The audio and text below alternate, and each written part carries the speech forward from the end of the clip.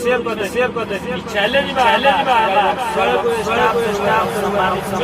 Monetise होल गइल बा और डॉलर नहीं बनो तो चैनल मोनेटाइज होने के बाद डॉलर कैसे बने? जब तक वीडियो में व्यू ना आए अच्छा खासा तब तक कितनो रहुआ वीडियो डाले फोटो डाले डॉलर ना बने।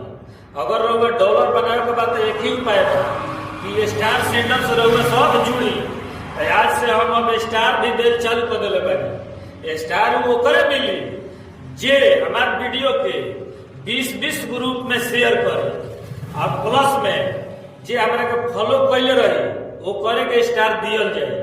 रहुआ 20 ग्रुप में शेयर कर देनी हमारे के कोनो भी वीडियो अगर फॉलो नहीं की कैले तो रहुआ के स्टार ना दिया है। ये से रहुआ फॉलो करके हमारा वीडियो के 20-20 ग्रुप में शेयर करी ओकरा बाद तुरंत हमारे के कमेंट करी तुरंत रहुआ एकदम जरूरी बा कि एकदम 2 से 5 मिनट के बीच में स्टार से सम्मानित हम करब वादा बा। अगर रहुआ वीकली चैलेंज पूरा करे के बाद तो रहुआ हमारा से जुड़ी और हमारे वीडियो 20-20 ग्रुप में शेयर करी। रहुआ जब तक शेयर नहीं करब तब तक रहुआ वीकली चैलेंज ना पूरा हो।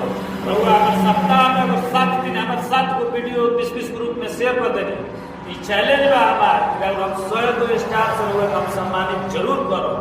ये सर रहुआ अगर वीकली चैलेंज खास करके पूरा करेगा बा तो रहुआ हमारा से जुड़ी और हमारे वीडियो हमेशा शेयर करत रही और रहुआ अपन वीकली चैलेंज पूरा करी डॉलर अपन लोग बनाई।